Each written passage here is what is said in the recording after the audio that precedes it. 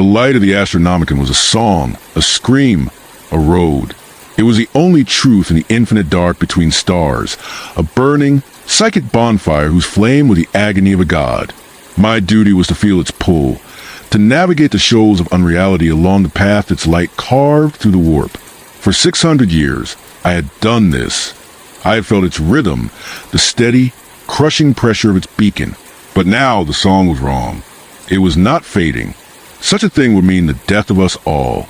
No, it was fractured, a single, pure note splintering into a chorus of whispers just beyond the edge of my mind. It was coming from a place that was not a place, a direction the charts listed only as dead space, a graveyard of old stars.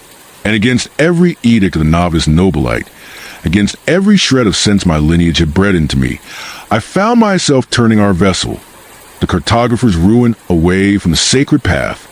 I was steering us not toward the light, but towards the echo of its breaking. I told myself it was a malfunction, a psychic anomaly to be logged and quarantined. But in my deepest soul, in the mutated warp site that was my birthright and my curse, I knew I was lying. I was following a whisper. And the whisper had a name, though it made no sense. It called itself Hawkins. This story is a deviation from the sanctioned star charts. If you wish to follow this forbidden course, to see what waits in the silence off the edge of the map, then secure your harness, like this transmission. Share it with those you trust, and subscribe for more voyages into the unknown. The Emperor protects. But curiosity is a different kind of faith. The translation from the Imperium was not a birth, but an emergence into a tomb. One moment. The Cartographer's ruin was a vessel of shrieking metal and screaming souls, contorted by the tides of a psychic sea. The next, it was a still, silent monument floating in a black velvet void. The sudden absence of pressure was deafening. On the bridge, I, Navigator Alaric Van Tyrion, opened my mortal eye and winced at the mundane glare of lumiglobes. My warp eye, the third eye that was my lineage's gift and shame, remained tightly shut, but the afterimage of our passage burned within it. We had arrived at the coordinates the whisper had dictated. The ship's ancient spirit groaned in relief as its Geller field disengaged, the constant hum that was a backdrop to every life aboard sinking into a silence so profound it felt like a physical weight. Around me, the bridge crew of the ruin moved with a slowed, hesitant tension. They were veterans 100 turbulent translations, their hands usually a blur across runic consoles, their voices a crackling chorus of status reports into vox grills. Now, they worked in near silence, their movements deliberate, their whispers hushed as if afraid to disturb the quiet. The viewport showed not the familiar chaos in the Imperial system, the orbital traffic of bulky transports, the glittering lance batteries of defense platforms, the drifting scars of ancient battles, but a pristine, empty starfield. A single, unremarkable yellow star burned steadily ahead, and hanging in its light, a world of blue and green and swirling white. No orbital spires, no geosynchronous forges belching plasma, no sign of human industry at all. Just a world existing with a quiet innocence that felt, in this era, utterly obscene. Captain Mordecai, a man whose face was a topographic map of old scar tissue and older regrets, stood at my navigation podium. His voice, usually a gravel bark, was low. Navigator.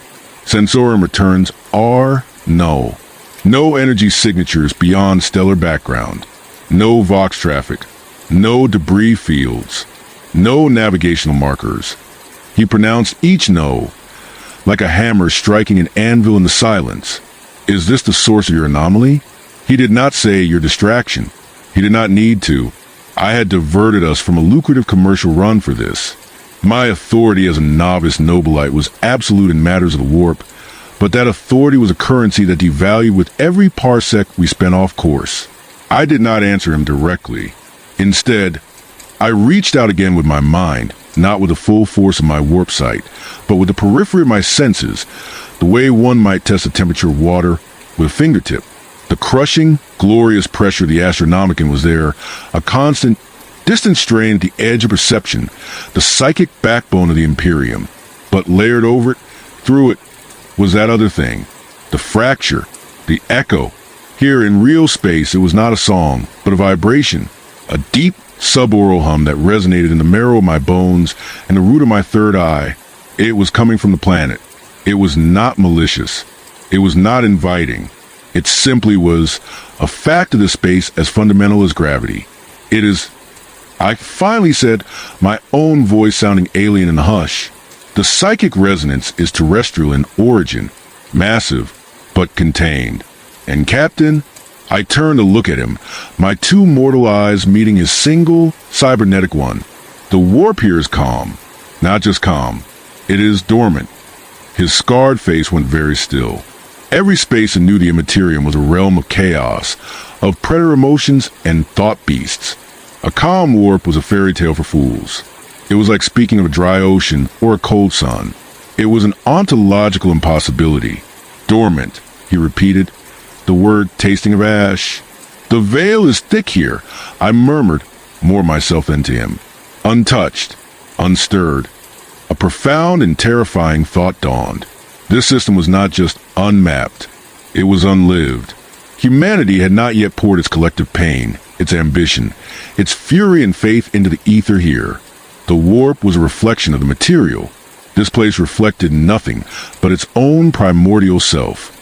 The silence was not an absence. It was a condition of existence. And into that perfect quiet, our ship, a thing of imperial industry and human strife, was the loudest, most violent thing for light years in every direction. We were a shout in a sacred library. And I could not shake the crawling sensation that the library was now, very slowly, beginning to look back at us. The following hours were a study in silent dread. The Cartographer's ruin, a leviathan of scarred adamantine and soot-stained metal, hung in the void like a beast holding its breath. Standard protocol demanded a full aspect sweep, passive and active. The passive returns painted the same picture. Profound biotic silence on the planet. No artificial electromagnetic signatures. A clean, stellar neighborhood. It was when Muggle's explorator Vex, a being more machine than man, hisses and clicks his ascend to activate the active scan, that the atmosphere on the bridge shifted. A low-powered auger ping lanced out. A polite knock on the door of this empty house. The return data began to scroll across flickering green screens. Topography, atmosphere composition, hydrological cycles. It was all devastatingly, impossibly nominal. Nitrogen-oxygen mix at optimal levels. Trace pollutants negligible. Planetary albedo consistent with robust flora. It was a Class 4 garden variant world.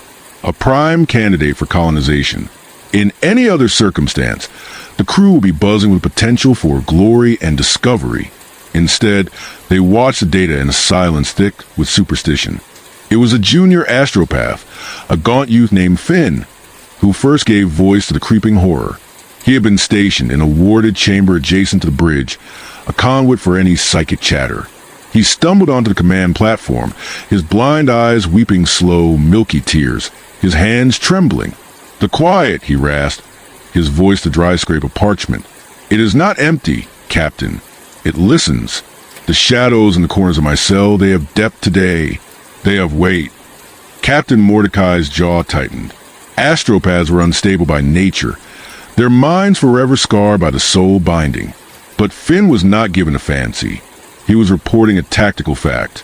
The psychic silence of the warp was creating a different kind of static in the material world, a perceptual static. Then, the first external anomaly manifested. It was not on the auspex. It was visual. Ensign Carrier, her face pale under the static-filled glow of her monitor, pointed a shaking finger at the primary viewport. "Sir, the stellar background. At bearing 030 by Mark II." We all looked. At first, I saw nothing. Just the immutable pinpricks of ancient starlight. Then I saw it. A patch of stars, perhaps a hand's breadth across from our perspective, was missing, not obscured by nebula or debris. They had simply winked out, as if a vast, perfectly black shape had passed between us and them. There was no sense of return, no energy signature, no mass shadow on the navigational arrays. It was an absence swallowing light. It hung there for 17 seconds by the ship's chrono. Then, As silently as it had come, it was gone, and the stars blazed back into existence as if they had never left. No one spoke. The only sound was a recycled hiss of the air scrubbers and the low, fearful thrum of the ship's power core. Captain Mordecai broke the silence, his voice stripped of all but bare command. Bring us to high anchor over the night-side terminator. Minimal emissions, silent running protocols. Muggos Vex, prepare a lander. Non-military configuration. You, Navigator, and a hand-picked security detail. You're going down. His single eye fixed on me, a black pit of resigned determination. You heard the siren's call, Van Tyrion. You will go and look in the mouth. We will see if it sings for you or simply swallows you whole. The decision was made. We were to break the greatest silence of all, the silence of a world that had never known the roar of the Imperium. As I turned to prepare, the hum in my bones seemed to intensify, a psychic vibration tuning itself to the rhythm of a world waiting below. It did not feel like a welcome. It felt like the first note of a requiem. The lander, a blunt-nosed, rust-stained Arvis lighter designated whisper, fell through the atmosphere with a shuddering groan that was the only sound in its cramped cabin. We had chosen a descent vector over a large continental landmass, aiming for a region of temperate climate and scattered, low-level energy signatures the Auspex had finally, faintly detected. Muggos Vex was a statue of corroded brass and red robes, his mechadendrites plugged directly into the lander's machine spirit, monitoring its vital signs with a stream of silent, internal data. Opposite him, arms crossed over his carapace chestplate, was Sergeant Kalen of the ship's security detail, a man whose entire face seemed to be a permanent scowl. His two troopers, Gore and Liv, checked and rechecked their hellguns with a ritualistic tension. I was the only one not in armor, clad in the somber, embroidered robes of my office, my warp eye covered by a heavy, rune-engraved band. My duty was to see what they could not. The first thing that struck us was the air. As the rear ramp hissed open, spilling in late afternoon light in a gust of wind, it carried a scent that was utterly alien to every soul aboard. It was clean. It was complex. It was a smell of damp soil, of decaying leaves, of living chlorophyll, of water that was not recycled through 1,000 fill-stained filters. It was the scent of a world that was alive, not just inhabited.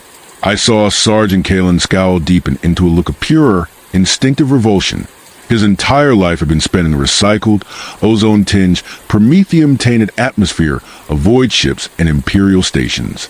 This was too rich, too vibrant. It felt indecent. We had sat down in a clearing at the edge of a deciduous forest, the whisper partially concealed by the thick canopy. The energy signatures were stronger here, a crude but consistent electromagnetic haze coming from a cluster of structures several kilometers to the east. A settlement.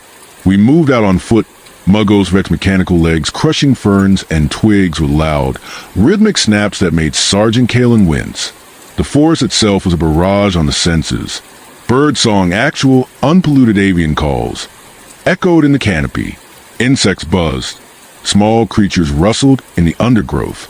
It was a cacophony of life, a stark, screaming contrast to the metallic groans and human murmurs that formed the soundtrack of our existence. Gore, one of the troopers, kept swinging his hellgun towards every rustle, his finger taut on the trigger. "It's just fauna, trooper," Kalen growled, but his own eyes never stopped moving. We reached a vantage point on a low hill, looking down into a shallow valley. And there we saw it, the settlement. It was not a half block. It was not a fortress town. It was a collection of low, separate dwellings made of processed wood and a composite material, each with a sloped roof. They were spaced apart, with cultivated green land around them. Some had personal ground transport vehicles parked nearby, primitive combustion engine models. Lights glowed warmly in windows as dusk began to settle. I saw figures moving, human figures in simple, non-uniform clothing. Children ran between dwellings laughing, a sound that carried clearly on the still air and seemed to physically strike my companions. They froze, listening to that sound of carefree youth as if with the most terrifying war cry they had ever heard. Muggos Vex optical lens whirred as it zoomed. Analysis. Structural principles pre-industrial. Energy signature suggests localized fission-based power grid. Incredibly inefficient. Vehicle technology consistent with early age of Terra combustion models. No visible defensive emplacements. No detectable surveillance network. Conclusion. This is a pre-industrial, non-unified human settlement. Population estimate of this cluster, 900 to 1,200 individuals. His metallic voice was devoid of inflection, but the data was blasphemy. Sergeant Kalen found his voice a low, hoarse thing. Pre-industrial? That's impossible. The long night, the Emperor's Crusade, it reached everywhere. It had to, but it hadn't. That was the inescapable, world-breaking truth laid out before us in the form of a quiet town at dusk. These people were human. They were baseline human, living on a world they called Earth, in a nation-state called the United States of America, in a region named Indiana. They had no knowledge of the Imperium, no concept of the warp, no memory of the Emperor. They were living in a pocket of history that had been snipped out of galaxy's memory, a page from a book everyone else believed burned.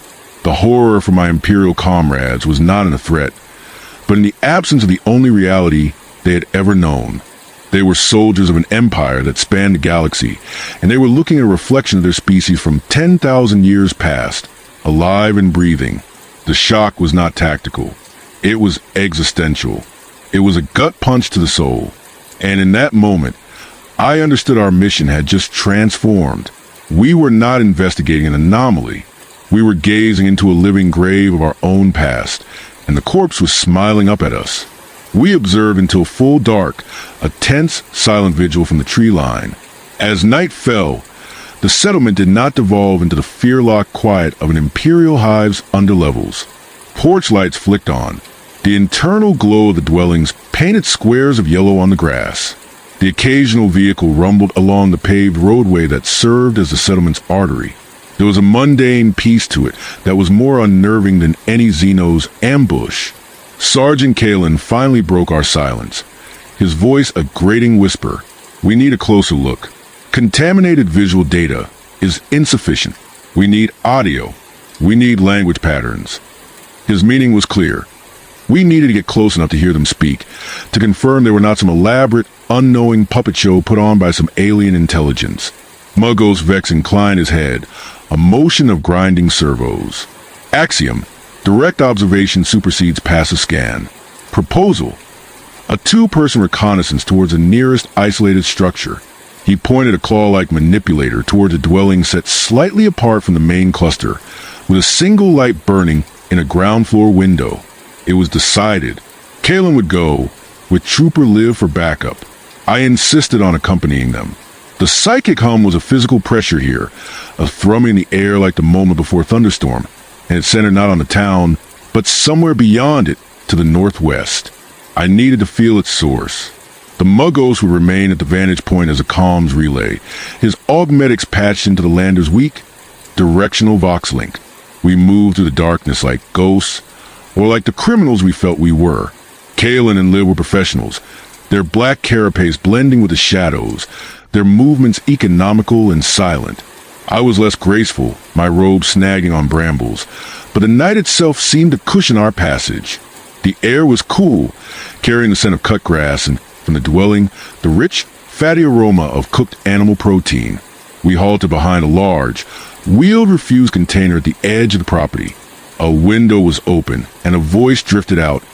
A human voice, speaking a tongue that was at its root a dialect of Low Gothic, but twisted by 10 millennia of separation. The words were strange, the cadence unfamiliar, but the meaning was heartbreakingly clear. A female voice warm with exasperated affection. And if you don't finish your homework, no movie this weekend, Mike. I'm not kidding this time. A younger male voice, grumbling in reply, Mom, it's algebra. It's literally useless.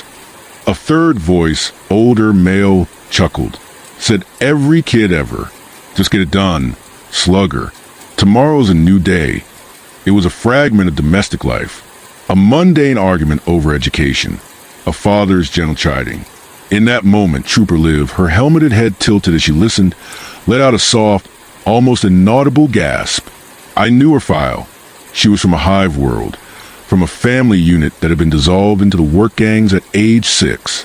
This simple exchange, this proof of familial bonds and concern for a future beyond mere survival, was an artifact more alien to her than any Xenos hieroglyph. Sergeant Kalen remained immovable, but I saw his grip tighten on his hellgun until the polymer creaked. Then, the conversation inside shifted. The younger voice, Mike, spoke again, his tone dropping, becoming more serious. "Dad, do you think it's really over? From last year..." A pause. The older male's voice lost its warmth. "Hawkins' lab is sealed up, son. The government guys are gone. Whatever was there, it's done." The woman's voice tense now. "We don't talk about that. Not tonight. It's over. We have to believe that." The word Hawkins struck me like a psychic lance. It was the name from the whisper. And lab, a laboratory, a place of study, sealed by a government.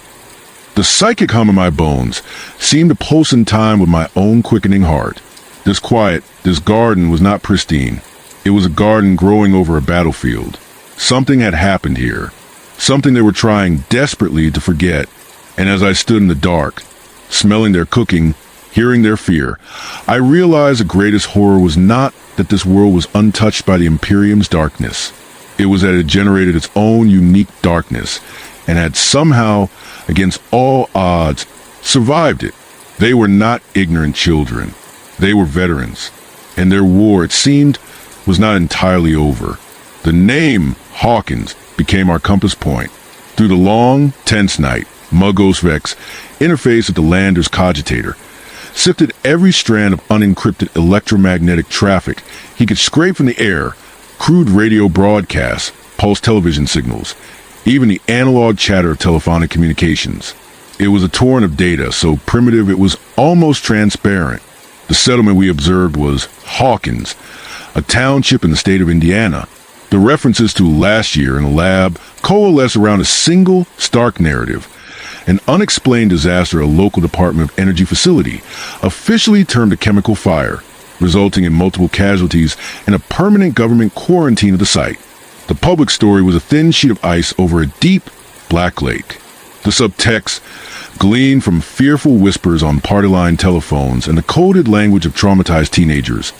Spoke of other things, of missing people who returned changed, of strange growths on local flora, of a boy who vanished for a week and came back with his hair turned white and nightmares he would not describe. And always, threading through it, were mentions of children, not just any children, specific ones. A girl with incredible, impossible mental powers, known only by a number. A boy with a talent for finding lost things. Others with gifts of their own. To Muggos Vex, this was a catalog of unsanctioned psykers of alarming, uncontrolled potency. To Sergeant Kalen, it was a list of high-priority targets for immediate containment or elimination. To me, listening with my warp sight simmering just beneath my skin, it was a tragedy in the making. These gifts were not the disciplined focus of a sanctioned astropath or a battle psyker. They were raw, instinctual, a wild spigot of psychic energy opened by trauma and necessity. They were exactly the kind of beacon that, in our galaxy, would summon predators from the warp within moments. But here, the warp was dormant. The predators, it seemed, came from somewhere else. At first light, we moved. The source of the psychic hum was a palpable pull, a cold spot in the fabric of reality that I could navigate towards as surely as the Astronomican. It led us northwest, away from the town, into a region of scarred land. The forest here was sickly. The trees were draped with strange fibrous vines that were gray and lifeless, not like any native flora. The air grew colder, carrying a faint, sweet-smelling rot that made the back of my throat itch. The ground underfoot was covered in a layer of fine, gray, snow-like spores. Sergeant Kalen ordered his troopers to seal their environmental filters. Biological hazard. Assume airborne contagion, he stated flatly. We found the fence first. A high chain-link barrier topped with razor wire, stretching for kilometers, marked with severe black-on-yellow signs. U.S. Department of Energy, restricted area, and no trespassing, use of deadly force authorized. It was a quaint, mortal attempt at containment. We bypassed it with a single, silent cut from a monomolecular blade. Beyond the fence, the land was dead. The grave vines were thicker, choking the life from everything. The spores fell in a constant, silent drizzle. And at the center of it all lay the lab, a sprawling, low-slung complex of brutalist concrete, many of its windows blown out, its parking lots empty and decaying. But it was not the building that held my gaze. It was a rift. It was not a physical hole in the ground. It was a tear in perception. Hovering in the air above a cracked service road behind the main lab, a shimmering, vertical scar of iridescent darkness pulsed like a slow, sick heart. It was about the height of a man, edges bleeding or flickering, lightning like energy. Looking at it directly made my eyes water and my mind recoil. But looking at it with my warp sight was worse. That I, bound and restricted, screamed a silent warning. This was not a gate to the Imperium. The warp was a sea of emotion and thought. This was the void, a negative space, a dimension that was not a reflection of life, but its antithesis. It was cold, hungry, and infinitely patient. The grave vines, the spores, the rot, they were not of this world. They were ecological spillage from the other side of that scar. The locals had a name for that other side. They called it the Upside Down. As we stood there, dwarfed by the monolithic lab and the silent, pulsing rift, the tactical reality of their war crashed down upon me. This was not a war of armies or ideologies. It was an infection, a slow, creeping contamination of reality by a parallel dimension of predatory stillness. The government had tried to contain it with fences and guns, and had failed. The only thing holding it back, according to fractured data we gathered, were the children, the unsanctioned psykers. They were using their raw, untrained power not to summon demons or read the future, but to fight a physical, invasive blight from a neighboring reality. They were psychic antibodies, fighting a metaphysical infection. The sheer, desperate improbability of it left me breathless. In the Imperium, these children would have been fed to the Golden Throne, or shot as witches. Here, they were the last line of defense for their entire world. And as I watched, I saw a flicker of movement from within the lab. A pale, thin figure in the shadows of a broken window, watching us. It was not a soldier. It was a young girl, her head shaved, her eyes enormous in a gaunt face. She held up a single hand, palm outward, a warning. Then she was gone. The message was clear. We were not welcome here. We were another intrusion. And in this fragile, besieged garden, all intrusions were suspect. The appearance of the girl was a catalyst. It shattered any lingering illusion of this being a simple reconnaissance mission. We had been seen by a primary asset, an unregistered, potent psyker. Sergeant Kalen's training overrode all else. Target identified. Asset is a direct threat. We must secure or neutralize. Standard Ordo Hereticus protocols apply. His voice was a low, cold chant. He gestured to Trooper Gore. Flank left. Live with me, Navigator. You will remain here with the Muggos. His plan was a textbook extraction by force. It treated the girl like a rogue witch and the lab like a hostile cultist enclave. It was the Imperial way. No! The word left my lips before I could consider it. Both Kalen and Muggos Vex turned their heads towards me, one with biological incredulity, the other with a lens-ware of analysis. I gestured toward the shimmering rift, the source of the oppressive, chilling hum. Your protocols are for a galaxy where the warp is the enemy, Sergeant. That is not the warp. That is something else. And that girl is not a witch summoning demons. She is a soldier guarding a breach. Attacking her does not secure the anomaly. It potentially widens it. If she falls, what holds that nothingness back? Kalen's face was stone. My duty is to the ship and the Imperium. That being is a psychic anomaly. Its existence is a threat. Its control over this location is a threat. We secure the location. We secure the being. That is the mission. The mission was to investigate. I countered, the psychic pressure making my voice tight. Investigation is complete. We have found a pre-industrial human society under attack by an extradimensional incursion, defended by untrained psykers. The correct Imperial response is not a fire team assault. It is a full quarantine and an alert to the Adeptus Astra Telepathica. Do you wish to be the one who triggers an uncontrolled psychic outburst next to that rift? I pointed again at the pulsing scar. Look at it, Sergeant. Really look. It is not a gate. It is a wound, and she is the bandage.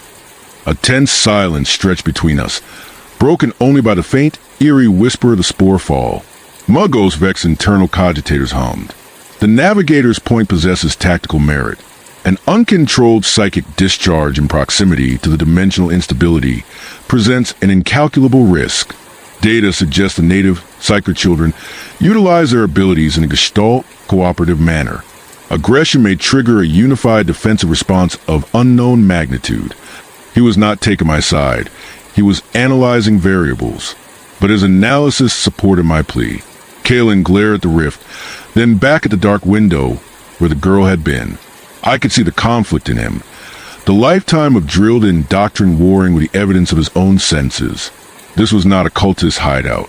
It was a derelict fortress on the edge of a nightmare. Finally, he snarled, a sound of pure frustration. Fine. We observe, but we do not engage. We fall back to the lander, report our findings, and let the captain and the muggos here decide the next move. This is beyond our pay grade. It was a retreat, not in body, but in purpose. He was handing the problem upstairs. It was the safest, most protocol-driven choice he could make.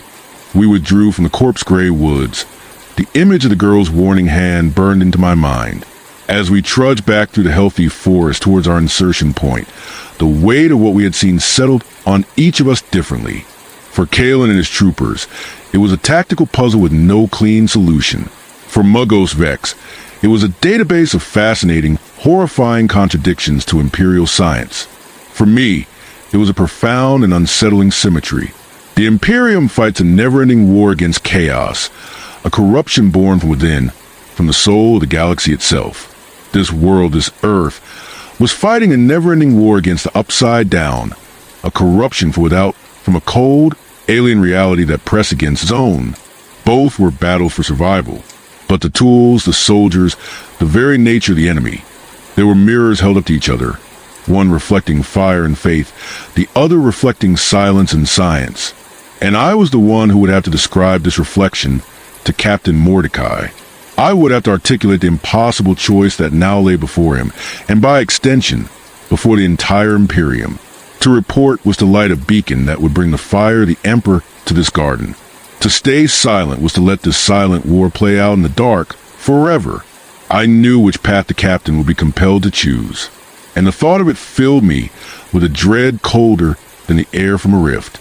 The atmosphere aboard the Cartographer's ruin upon our return was that of a tomb awaiting its first occupant. The familiar sense of ozone, hot metal, and stale human sweat, once ignored, now felt like a foul shroud after the clean, decaying air of Hawkins. Captain Mordecai received our report in his private strategium, a vault-like room whose walls were lined with data slates containing the immutable laws of Imperial conduct. We stood before his heavy plasteel desk, Muggos Vex delivering the technical and sensor data in a stream of binaric cant, Sergeant Kalen providing the tactical assessment with clipped, professional detachment, and I providing the navigatorial and psychic analysis. I spoke of the dormant warp, the resonant hum, the rift, and the children. I did not call them unsanctioned psychers. I called them the local defense contingent. The captain listened in granite silence, his single cybernetic eye piercing blue in the gloom. When we finished, the silence stretched. He steepled his fingers, the knuckles scarred and swollen. A pre-industrial human world, he stated. Each word heavy as lead. Designation, Earth. Population, approximately 5 billion baseline humans. Status, unaware of the Imperium of Man, the God Emperor, or the Imperial truth. Additional factor, active, contained extradimensional incursion of a non-chaotic nature, defended by untrained, psychically gifted human miners. He leaned back, the chair groaning. You have presented me with a theological and strategic impossibility, Vantirian. He called up a standard Imperial compliance protocol on a large slate. The text was a monument to cold logic. Phase 1, identification. A human world was located. Phase 2, assessment. Its technological and social level was determined. Phase 3, integration or subjugation. A world like this, pre-industrial, would be integrated. Missionaries of the Imperial creed would be dispatched, followed by administrative surveyors to assess tithe grade. The Adeptus Mechanicus would arrive to assist with technological development, which meant stripping any unique discoveries and replacing them with standard Imperial templates. The Astra Militarum would establish a garrison to ensure order. Then, his finger tapped a subclause. Special circumstances, psychic manifestation. The text was unequivocal.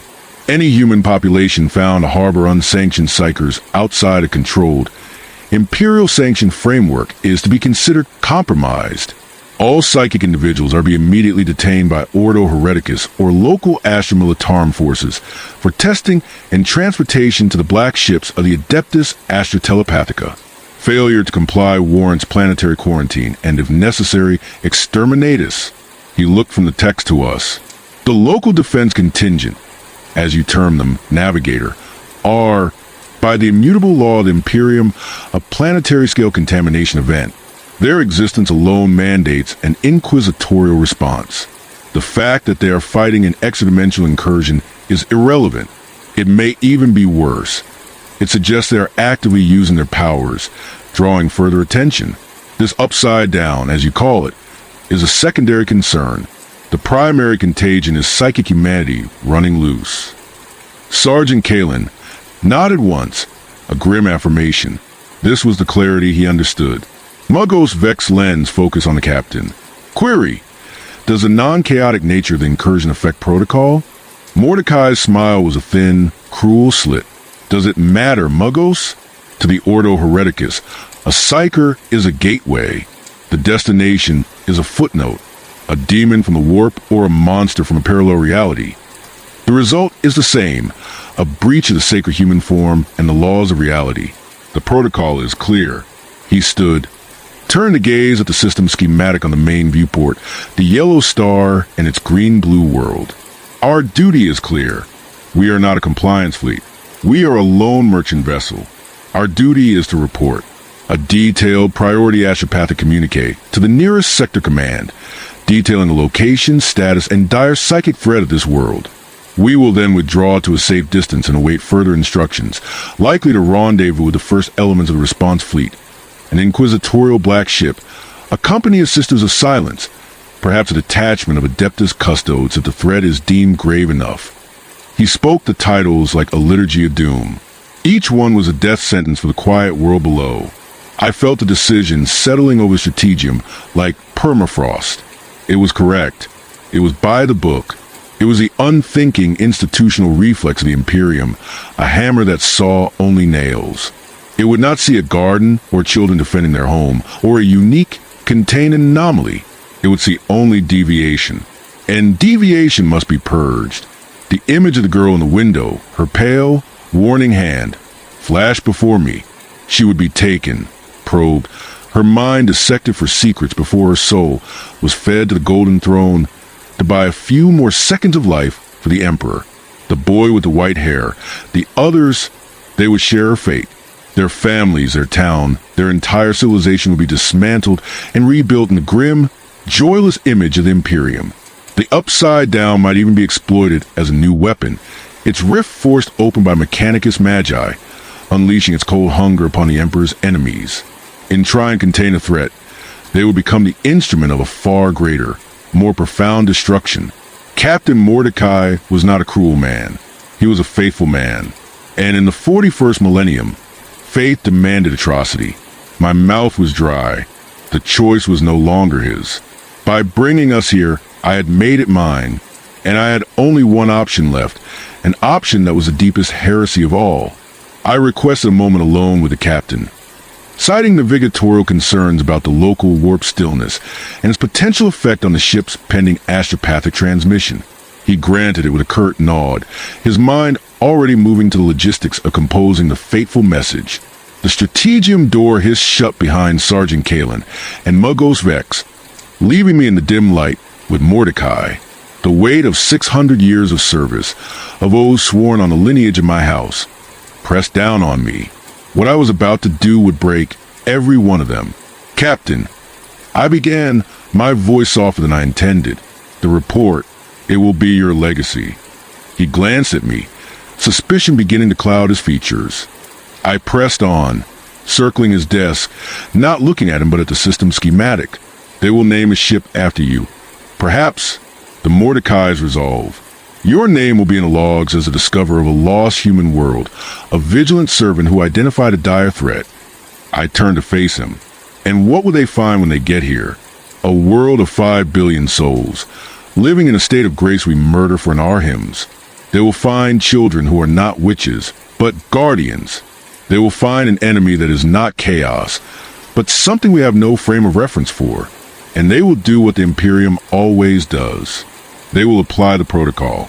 They will burn the garden to kill the weeds. He stood perfectly still. That is not our concern, Navigator. Our concern is duty. Is it? I asked, the heresy now naked in the air between us. Duty to what? To the corpse on the throne who dreams of a united humanity? This is humanity, Captain, not the broken, twisted thing we become, but humanity as it was meant to be. Before the strife, before the long night, they are not heretics. They are ancestors. They are a living memory. And you would hand that memory over to the butcher. His hand went to the sidearm at his hip. You overstep, Van Tyrion. You speak treason. I speak truth, I said, raising my hands, showing them empty. Think, truly think, not as a captain, but as a man. You saw the data. You heard Kalen's report. That girl in the window, she wasn't threatening us. She was warning us. Away from the rift. She protects her people from the monster. What will the Imperium do? It will take her. It will study the rift. It will seek to weaponize it. And in doing so, it may rip it wide open. We are not containing a threat by reporting this. Mordecai. We are potentially delivering this entire sector to a predator we do not understand. The protocol is for our galaxy with our enemies. This is not our galaxy. His fingers tightened on the grip of his lost pistol, but he did not draw it. The conflict in him was a visible storm. Duty warred with something deeper, something older. The ghost of the humanity he had been born too late to know. What is your alternative? He asked, his voice a gravel whisper. We cannot unsee what we have seen. We can, I said, a desperate plan solidifying as I spoke. The warp here is silent, Captain. Thick. An astropathic message will be difficult to send with clarity at this range. We could experience technical difficulties, a narrative of censored ghost echoes, a psychic mirage that led us to a dead, rocky world. We log this system as devoid of life, a navigational curiosity. We move on. We say nothing. We let this world have its chance. They are fighting their war. Let them fight it. The Imperium need never know. Some lights are better left under a bushel, lest they attract things that thrive in the dark. The silence that followed was absolute. He was weighing the annihilation of a world against the annihilation of his own soul. To falsify an official report was a crime punishable by death for him and his entire crew. To condemn a human world was a duty. I saw the moment the balance tipped. It was not in a grand gesture, but in a slight sag of his shoulders, a faint release of the tension in his jaw. He did not holster his pistol, but his hand fell away from it. He looked old and tired and profoundly sad. The Muggos, he said finally, Vex will not falsify data. His creed forbids it. Then we do not ask him to falsify it. I said, we ask him to reinterpret it, in light of the unique, warp-dampening properties of the system, which have clearly corrupted our sensorium and our astropathic choir's perceptions. We present him with a conclusion, and ask him to provide the data that supports it. He is a logician. He can build a scaffold of truth around a necessary fiction. It will be the most elegant puzzle he has ever solved. Captain Mordecai turned back to the viewport. Looking at the world that was not a threat, but a memory, he did not speak for a long time. When he did not give an order. He voiced a possibility, a dark, hopeful, heretical prayer. The astropathic choir is reporting interference. Unprecedented warp stillness is creating a backscatter effect. Initial long-range scans of the world may have been overly optimistic. A second, closer analysis may be required before any definitive report can be filed. He turned his head, his single-eye meeting mine. A thorough analysis. It may take some time. I bowed my head, a gesture of respect, of gratitude, of shared sin. Understood, Captain. I will consult with Muggos Vex on the sensor anomalies immediately. The decision was made. We would lie. We would bury the truth. We would become silent guardians of a secret that could get us all killed. And as I left the strategium, the crushing weight of the Imperium's dogma lifted, replaced by the terrifying, exhilarating weight of a single human choice. We were not following protocol. We were making a new one. The fiction we crafted was a thing of delicate, desperate beauty. To Muggos Vex, we did not propose a lie. We presented a problem of perception. I spent hours with him in the Lander's data core, my warp site describing the unique, muffling quality of the local Imperium, a psychic damping field of unprecedented scale and stability. I spoke of how it could refract sensor pings, creating false biosignatures, mimicking the electromagnetic chatter of a living world. I posed it as a navigational hazard of the highest order, something the Mechanicus would desperately wish to study. His logic processors, tasked with reconciling the empirical data of a living world with this new, overarching theory, word and clicked, he began constructing the narrative himself, finding errors in the initial returns, atmospheric readings that could be explained by rare mineral deposits, low-level energy signatures that match known geological phenomena. He was not falsifying. He was recontextualizing. To him, the elegant solution, the unique warp anomaly had fooled us, was more satisfying than the messy, illogical truth of a lost human Eden. It was a testament to the Imperial truth that even truth itself could be bent to serve a greater logic. Sergeant Kalen was a harder stone to wear down. He had seen the town. He had heard the laughter. Captain Mordecai spoke to Malone, not of heresy, but of legacy. They will not send a compliance fleet, Sergeant. Mordecai told him in the grim quiet of the armory. They will send the Ordo Hereticus. They will send the Silent Sisters. They will not see a world to be saved. They will see a planet-sized abomination. They will not land administrators. They will land kill teams. And our names will be in the logs as the men who brought the fire. Is that the victory you want etched on your tomb? The butcher of a quiet town that never knew our emperor? Kalen, the loyal soldier, had no answer to that. His loyalty was to an ideal of humanity. And the people of Hawkins, in their flawed, fragile way, were a purer expression of that ideal than any hive world zealot. He gave his compliance with silent, stiff nod, the weight of his entire life's purpose shifting on its axis. For 3 standard days, the Cartographer's ruin hung in high anchor, its sensors now actively disproving their initial findings. New scans calibrated to account for the psychic damping field painted a picture of a rocky, lifeless world with a toxic, inert atmosphere. The vibrant blue and green marble in the viewport became, in our official logs, a trick of the light, a refractive illusion caused by unusual ice crystals in the upper atmosphere.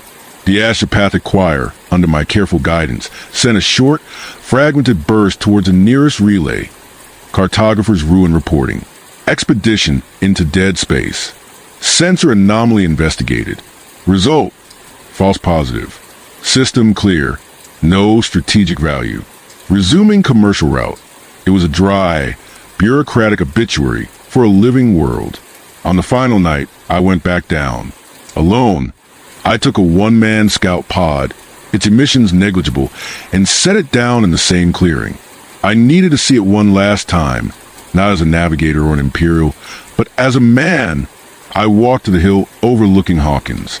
The town was quiet, a scatter of jewels in the velvet dark. A distant train whistle echoed, a lonely, beautiful sound. The psychic hum was still there, a permanent scar on the soul of this place, but the children, I could feel them too.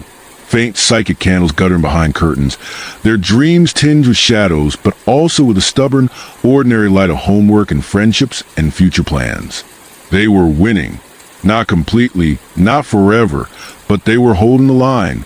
I thought of the Imperium, of the trillions who lived and died without ever knowing a moment of such peace, of the Emperor, A suffering, silent god on a golden throne, whose dream had become a nightmare of endless war.